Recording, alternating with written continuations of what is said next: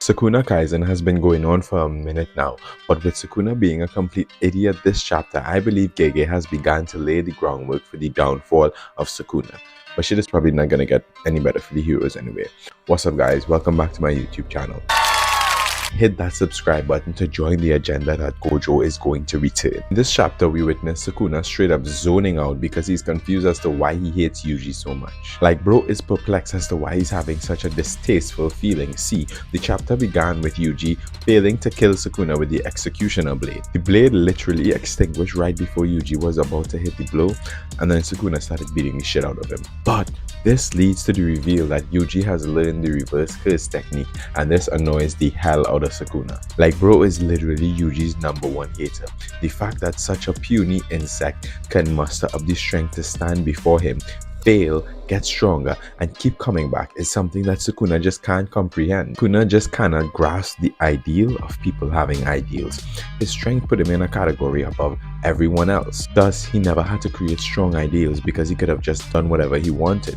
Sukuna never had to rely on other people to help him get stronger, as we've seen every character in the series do. Sukuna was always selfish, and this selfishness is what helped him climb and become the pinnacle of Jujutsu sorcery. This belief also informs his view of the world, as he assumes that people that he perceives to also be strong operate in the same way. This is what led him to believe that Gojo used a binding vow to create the 200% maximum output hollow purple that he used at the beginning of the fight. He doesn't know about Utahime because he assumes that someone as strong as Gojo would never accept help from someone else. This selfishness is ultimately what is gonna lead to his downfall. But because this is Sukuna Kaisen, Sukuna also realizes this through his hate for Yuji. You see, Sukuna realizes that the reason he is annoyed is because he cannot break Yuji. He says that because him and Yuji share the same body, he knows Yuji better than anyone, and that Yuji possesses an indomitable ideal. The ideal being that they have to kill Sukuna. And no matter what Sukuna throws at Yuji, his ideal to kill Sukuna will not be broken. Yuji is able to become stronger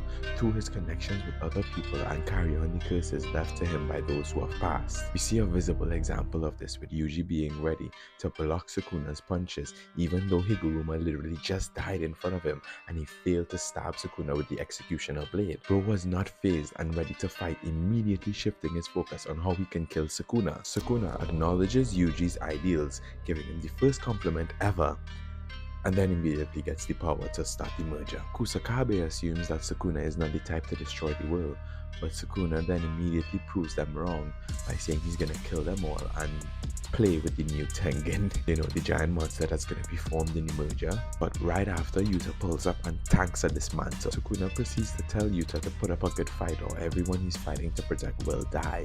And then the Queen of Curses Rika manifests and presses Sukuna, literally. Now I 100% believe that the merger is going to happen, which is why the return of Satoru Gojo is soon approaching. You see, Sukuna sees Riri taking Higuruma's body off of the battlefield and then confirms that Gojo's body was removed from the battlefield, and he thinks that Riri is the one who did it. With this information that Gojo's body was removed from the battlefield, we already know that they're gonna take him to Shoko to be healed. And now, before y'all say Shoko couldn't even regrow a limb, how is she gonna heal Gojo? Remember, Gojo was cut in half.